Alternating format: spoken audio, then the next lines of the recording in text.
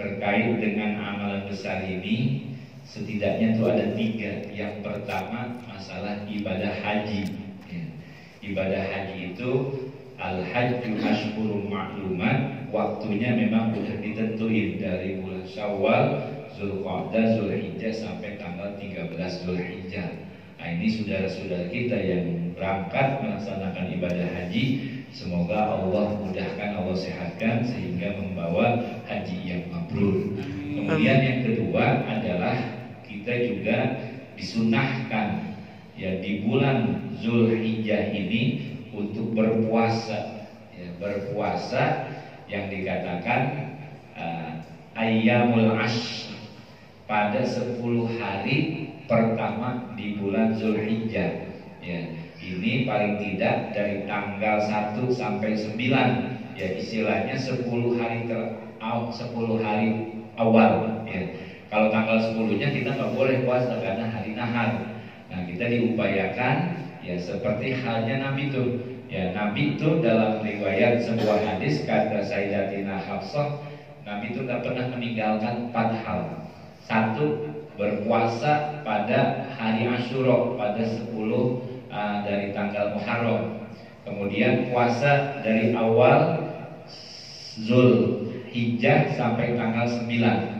Kemudian juga Nabi enggak ninggalin puasa yang pertengahan bulan Ayyamul Bid, ya.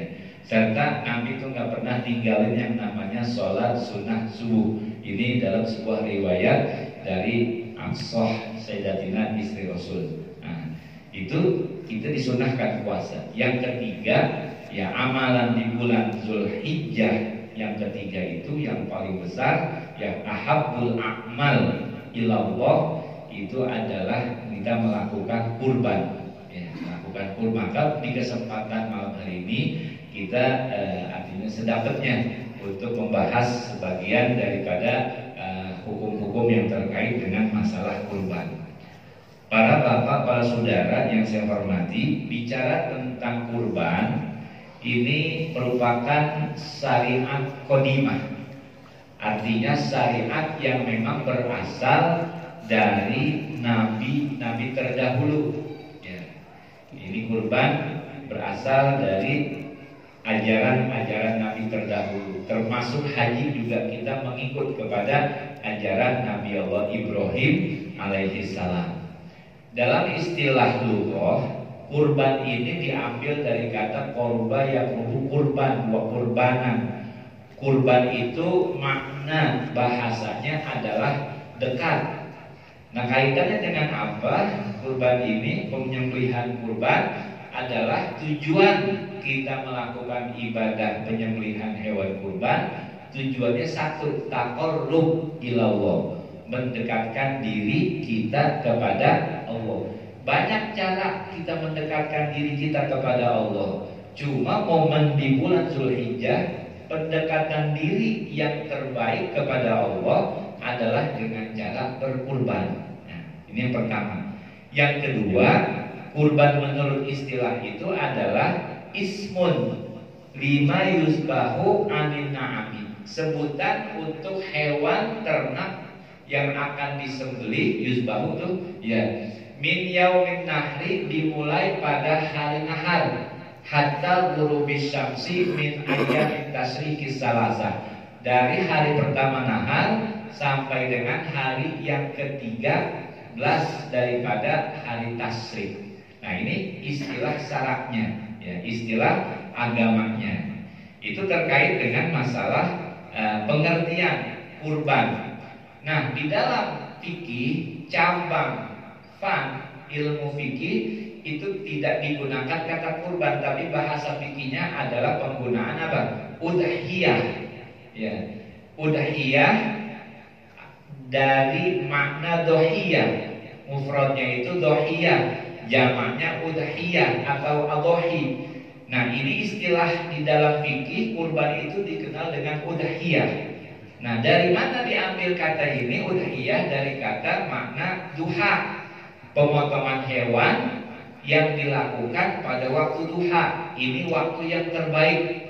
Kapan? Setelah kita melakukan sholat Idul Adha. Ya, ini makanya ada dua pengertian. Bisa kita gunakan kurban, bisa juga kita gunakan udhiyah atau dohiyah. Tapi biasa kita lebih dekat kepada kurban. Ya, kenapa? Karena memang kurban ini, lafaz ini memang ada di dalam Al-Quran, di dalam surah Al-Maidah ayat 27. Ini berbicara sedikit mundur karena memang kita bisa melihat sejarah kurban itu dari mana sih dasarnya. Ya. Pertama, kalau kita telusuri, kurban ini memang sebenarnya sudah ada sejak zaman manusia pertama Abul Bashar Sayyidina Adam alaihissalam. Ya. Ketika Nabi Allah Adam, dia memiliki keturunan generasi-generasi. Generasi pertama itu adalah generasi Qabil, ya, dengan saudara kandungnya yang namanya Ikrimah. Generasi keduanya adalah Habil dengan saudari kandungnya adalah Labuda. Nah, dalam ajaran Allah Subhanahu wa Ta'ala, ketika pernikahan ini diadakan, itu nggak boleh, sampai sekarang pun yang perkawinan nggak boleh menikah dengan saudara kandung. Maka dijadikan aturan sama Allah pernikahan silang. Qabil menikah dengan saudaranya Habil, yakni Ikrimah. Qabil menikah dengan saudaranya Habil, yakni Labuda. Sedangkan Habil menikah nanti dengan saudaranya Qabil, yakni Ikrimah. Cuma Qabil tidak setuju apa yang diperintahkan sama Allah. Kenapa? Karena mohon maaf, paras wajah daripada Labuda tidak secantik Ikrimah. Akhirnya gak mau, kesel Qabil. Akhirnya Nabi Allah Adam laporan kepada Allah Subhanahu wa Ta'ala. Kemudian turun wahyu dengan apa? Dengan diperintahkan keduanya, Qabil dan Habil, untuk mempersembahkan kurbannya. Nah, ini dijelaskan di dalam surah Al-Maidah 27. Qabil yang berprofesi sebagai petani, dia memberikan hasil buminya dengan sesuatu, ya sayur-sayuran yang busuk, yang jelek-jelek, disembahkan seperti itu. Kemudian Habil, dia memberikan karena berprofesi sebagai peternak, dia berikan kambing kabas atau kibas yang besar, domba putih cakep. Kemudian turunlah api dari langit yang menyambar. Yang disambar adalah apa? Punya sembahan dari Habil. Ya. Ini dijelaskan oleh Imam Fakhrul Razi, qabilallahu ta'ala qurbanan Habil. Allah menerima kurbannya daripada Habil. Ya, bi'an anzalallahu ala qurbanihi naron. Turunnya api itu sebagai tanda diterimanya kurbannya Habil, sementara Qabil tidak diterima. Nah, ini juga dijelaskan di dalam surah Al-Maidah, ya, dasar daripada ya pengorbanan Qabil dan Habil. Watlu alaihim naba abnai Adam bil haqqi, ya. Watlu alaihim, ceritakanlah wahai Muhammad kepada mereka naba abnai Adam, kisah daripada kedua anak Nabi Allah Adam, yakni Qabil dan Habil. Il qurba, kurbanan, ketika keduanya mempersembahkan kurban. Tuh, kata-kata kurban dari situ tuh, ya. Fatukub bila min ahadihima, kemudian diterima salah satu dari keduanya, yakni dalam tafsiran yang diterima adalah kurbannya Habil, ya. Walam yutaqabbal minal akhar, dan tidak diterima dari yang lainnya, yakni Qabil, yang tidak diterima. Nah, ini menjadi sebuah hikmah yang kita petik dari ayat ini apa? Ketika kita melakukan pengorbanan, ya, kurban, maka berikan kurban yang terbaik. Karena buat siapa? Buat Allah Subhanahu wa Ta'ala. Termasuk juga apapun yang kita berikan untuk orang lain sebagai yang memberikan sebuah hadiah atau lain sebagainya, ini berikan yang terbaik layaknya untuk kita gunakan dan juga buat orang lain, terutama di dalam masalah kurban. Ya, ini hikmah daripada kisah Nabi Allah, ya, Adam yang memiliki, ya, kurban ini memiliki dalil lengkap, ya, dari Al-Quran, dari hadis, ijma, dan semuanya terutama di dalam Al-Quran yang sudah kita hafal, kita maklumi di dalam surah Al-Kautsar. Ini merupakan dalil utama tuh, ya. Fasholli lirabbika wanhar, ya, maka sholatlah lirabbika karena Tuhanmu, wanhar dan berkurbanlah. Ya, asalnya inna a'toina kal kausar, sesungguhnya kami, kata Allah, telah memberikan kepadamu al-kausar. Itu anugerah yang besar, nikmat yang luar biasa. Ya, kita nikmat diberikan oleh Allah Subhanahu wa taala dari mulai nafas kita, ya, dengan rezeki yang Allah berikan kepada kita, kesehatan dan sebagainya, bahkan harta yang dimin sya'airillahi lakum. Dan ya, hewan kurban termasuk di dalamnya itu adalah onta, ja'alnaha, maka kami jadikan semua itu lakum, untuk kalian, min sya'airillah, bagian daripada bentuk wajib. Satu kerjakan, yang lain itu udah cukup, nggak dikerjain lagi dalam bentuk catatan fardu. Tapi kalau sunnah kifaiyah, ya, ini penekanan ibadah yang sifatnya sunnah di dalam satu keluarga. Kalau misalnya ada satu keluarga sudah mewakili dalam keluarga itu, maka anggota keluarga yang lain dalam keluarga itu tidak diwajibkan lagi. Artinya kesunahannya tidak ditekankan. Ini di dalam mazhab Imam Asy-Syafi'i, mazhab kita, sifatnya sunnah muakkadah, ya.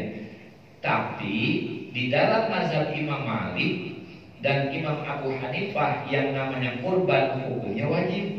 Ya, ini rada berat. Kalau dalam mazhab kita Asy-Syafi'i itu sifatnya sunnah muakkadah. Ya, ketika dia memiliki kemampuan, ya, keluasan rezeki, maka di situ penekanan kesunahannya. Sekarang bagaimana kalau misalnya kesunahannya tidak dilakukan? Yang ada masalah cuma akan menghadapi sebuah hadis Nabi, ya, maka lahu sa'atun, ya, ketika dia ada keluasan rezeki yang banyak gitu, ya, walam yudhi, kemudian dia tidak berkurban, ya, sepanjang hidupnya dia ogah kurban. Nah, ini bermasalah, kecuali dia punya harta keluasan dia berkurban. Nah, ini memiliki nilai manfaat yang besar bagi masyarakat. Nah, maka sifatnya ketika orang memiliki kemampuan, nah, dia nggak mau berkurban, nanti dihukumi sebagai sesuatu hukumnya yang makruh. Ya, kenapa? Dia memiliki keluasan rezeki. Iya, atau kurban juga bisa dihukumi sebagai sesuatu yang wajib. Wala tajibul udhiyatu illa bin nadri, dalam kitab Fathul Qorib. Tidak ada kewajiban yang namanya udhiyah illa bin nazri, kecuali kalau dilakukan dengan nazar. Ya. Misalnya Ustaz Mustafa punya tender, ya kan, gol nih, dia bilang nanti kalau tender saya berhasil bulan Dzulhijjah saya mau potong sapi 1 begitu. Nah, ternyata tendernya masuk. Nah, maka jatuh nazar itu. Ketika pada hari nahar atau hari tasyrik, maka wajib Ustaz Mustafa harus mengorbankan 1 ekor sapi. Nah, itu merupakan hukum kurban yang sifatnya wajib. Ya, nazar dalam bentuk kurban yang wajib ini diberikan untuk siapa? Untuk seluruh masyarakat. Bagaimana kondisinya? Yang nazar tidak boleh makan daging itu. Tapi kalau sifatnya kurban sunnah, itu boleh siapapun yang makan. Maka sebagai panitia, kita itu ketika menerima hantaran atau titipan hewan kurban, itu perlu ditanyain juga. Ini dari siapa? Kurbannya apa? Korban sunnah apa korban nazar? Perlu juga itu diketahui. Atau juga misalnya kurban atau nanti apa dengan dia mau akikah, itu perlu jelas juga. Jadi penerimaannya juga kita enak. Ya, kalau seandainya itu korbannya nazar, maka yang bersangkutan yang mudhohi, yang berkorban, dia kalau boleh makan dari hewan yang dia kurbankan. Tapi dari hewan yang lain itu bisa.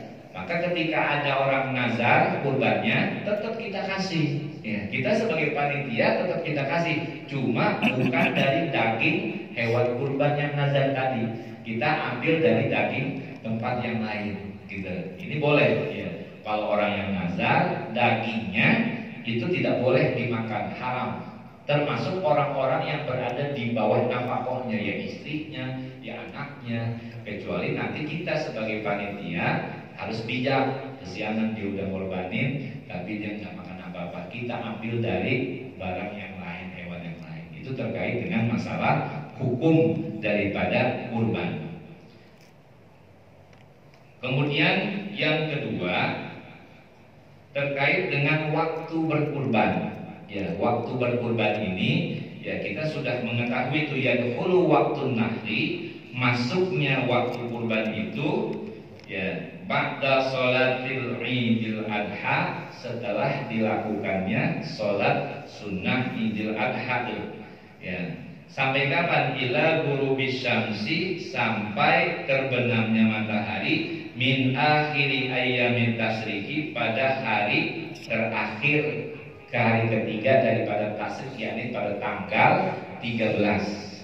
Termasuk juga terkait dengan masalah takbir. Ya, ini kan terkait dengan mulai memotong hewan kurban sampai batasan hari ketiga tasrik. Ini nyamper sedikit terkait juga dengan kesunahan takbir. Takbir itu kan kita kalau bahasanya malah takbiran. Ada dua. Ada yang disebut dengan takbir mutlak, ada yang disebut takbir muqayyad, takbirannya. Allahu Akbar itu takbir maksudnya. Ya, kalau takbir mutlak ini hanya ada pada malam Idul Fitri. Masuk maghrib itu kesunahan takbir. Sampai kapan? Sampai pelaksanaan sholat Idul Fitri. Itu namanya takbir mutlak. Jadi semalaman sampai dilaksanakan sholat Idul Fitri, udah sampai rapi, habis kagak takbir lagi. Zuhur jangan takbiran. Karena namanya takbir mutlak sekali. Sedangkan kalau takbir muqayyad, ini takbir yang terikat namanya. Muqayyad itu terikat dengan waktu. Kapan dilaksanakannya? Kalau takbir muqayyad itu pada tanggal 9 Zulhijjah. Ya. Mulainya kapan? Pada sholat subuh. Jadi ketika kita habis nyaur tuh puasa Arafah, itu habis sholat subuh kita sunnah takbir. Ya. Takbirnya kapan? Pada sholat rawatib, setelah kita melaksanakan sholat rawatib. Habis subuh kita sebelum baca ya, zikiran, takbir dulu tuh. Ya. Nah, ini harus kita biasain. Nanti habis zuhur takbir lagi, habis asar takbir lagi, habis maghrib takbir lagi. Ya, habis maghrib terus dah tuh sepanjang malam sampai subuh takbir lagi. Nanti habis sholat sunnah Idul Adha, ya karena masih terikat masih takbir.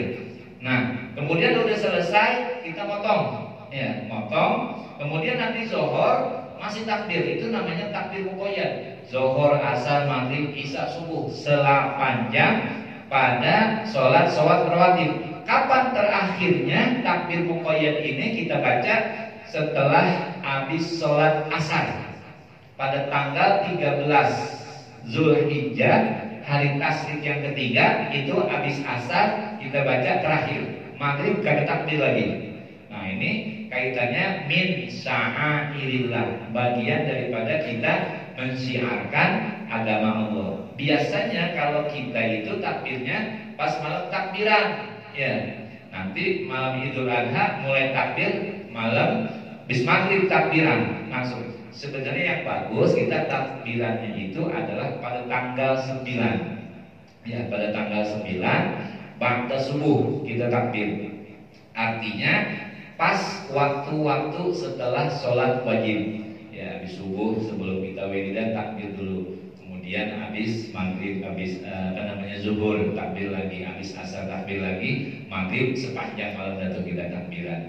Ini kesunahan, sifatnya sunnah ya. Ini ini kaitannya dengan takbir. Ada dua, ada takbir mutlak pada malam Idul Fitri, sedangkan takbir muqayyad itu takbir pada sholat kaitannya Idul Adha, ya termasuk juga sholat sunnah. Yang lainnya mungkin ada sholat jenazah gitu ya, itu termasuk. Kita habis sholat takbir dulu, habis sholat Jumat. Yang keempat adalah do'n.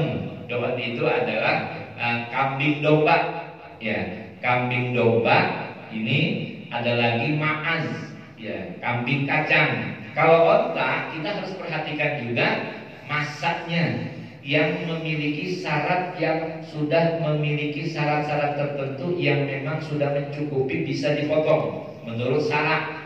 Kalau misalnya onta itu berumur 5 tahun jalan 6, ya jalan 6. Kemudian kalau misalnya bakoroh, ya sapi, kemudian juga kerbau, ya jamus, itu 2 tahun jalan ketiga, ya. Sedangkan kalau do'nun itu kambing domba, ya domba lah kita bilang. Dia itu ada dua, bisa standarnya berusia 1 tahun, itu jalan 2, jadi udah berusia 1 tahun. Berbeda halnya dengan ma'az nanti. Kalau do'an itu dia berumur 1 tahun atau belum berumur 1 tahun tapi giginya udah kupak, udah kopong, ya udah ompong, itu termasuk diperbolehkan. Umurnya misalnya do'an 6 bulan tapi dia udah kupak, itu termasuk diperbolehkan. Ya, itu kalau domba memang seperti itu. Bahkan memang yang bagus adalah domba. Ya. Kemudian yang ketiga ma'az, kambing kacang, kambing kita nih. Nah itu dia tetap umurnya harus berumur 2 tahun jalan 3. Nah ini terkait dengan masalah hewan-hewan kurban. Ya. Nah cuma memang kita harus memperhatikan terkait dengan masalah kurban. Ketika kita mau berkurban, tadi landasannya apa? Pertama dari kisahnya, ya kurban Habil dan Qabil. Artinya apa? Kita memberikan yang bagus, ya paling gak standar lah. Ya ada hal-hal tertentu yang dalam syariat agama hukum fikih ini, kurban hewan ternak itu ada 4 hal yang memang tidak boleh. Ada ciri-ciri 4 hal di sini, maka itu tidak sah. Yang pertama, ya arba'un la tajuzu fil adhahi, ada 4 yang tidak diperbolehkan dalam korban. Yang pertama al-auraq. Auraq itu hewannya matanya picek atau buta. Ya, baik dia sebelah atau dua-duanya. Ya. Kalau dia matanya picek atau apalagi dia buta, nah ini termasuk tidak sah untuk dijadikan hewan kurban. Makanya kalau kita mau beli hewan kurban, kita dugin dulu matanya. Ya. Nanti tanya, paling paham yang punya kurban, yang punya apa? Yang punya hewan ternak. Itu kita perhatikan. Jangan kita lihat wah hewan gede banget nih, udah ambil aja. Memang harus diperiksa dulu. Ya, kita harus perhatikan. Yang pertama mata itu al-auraq, kata Nabi itu nggak sah ketika dijadikan sebagai hewan kurban. Ya, bainun awaroha, yang memang jelas kebutaannya, picek matanya, kelihatan tuh. Ya. Yang kedua yang kagak boleh al-maridatu bainun maruha. Yang kedua hewan ini, hewan kurbannya sakit. Sakitnya bagaimana? Parah. Ya. Kalau dalam sekedar mungkin nggak terlalu berat, ringan, masih diperkenankan. Ya, ada toleransi di situ. Tapi kalau misalnya udah parah banget gitu ya, nah ini apalagi yang mengakibatkan sampai kurus banget, ini termasuk penyakit yang menjadikan tidak sahnya dilaksanakannya hewan kurban itu tidak sah. Kemudian wal arja'u baina zulmuha. Ya, arja itu dia memiliki kaki yang pincang. Ya, pincangnya dari mana? Bisa lantaran memang dari bawaan lahir, itu nggak sah dijadikan sebagai hewan kurban. Yang kedua karena faktor kecelakaan. Ya, faktor kecelakaan gimana? Misalnya, ya ada hewan titipan kurban ditaruh di sini, anak-anak iseng tuh di samping tuh. Itu jadi masalah juga tuh. Dipincang, jadi tidak sah untuk kita jadikan sebagai hewan kurban. Ya. Ini sebagai standarnya. Bagaimana dikatakan itu pincang? Ini termasuk ketika hewan kurban ini berjalan dengan teman-temannya dan dia ketinggalan. Ya, artinya ada incit-incitnya, itu termasuk bagian ketika dia jalan bareng-bareng sama temannya ketinggalan. Kurus, hewannya kurus banget, tidak ada apanya, tidak ada dagingnya, kurus banget, tulang mulu. Ya. Nah, ini termasuk yang tidak sah. Tapi kalau kurus biasa mah ya biasa, namanya hewan gitu. Tapi kalau misalnya kurus ada tulang mulu, kagak ada dagingnya, ini baru yang dikatakan apa? Ya disebut dengan al-ajfa. Ya, ajfa itu yang memang kurus banget kagak ada dagingnya. Ini termasuk kaitannya dengan nomor 2 tuh, karena lantaran penyakit, jadi tidak dijadikan sebagai hewan kurban. Kemudian sementara ada hal-hal lain yang terkait dengan tubuh. Kalau misalnya hewan itu dikebiri, itu boleh. Ya. Misalnya, mohon maaf,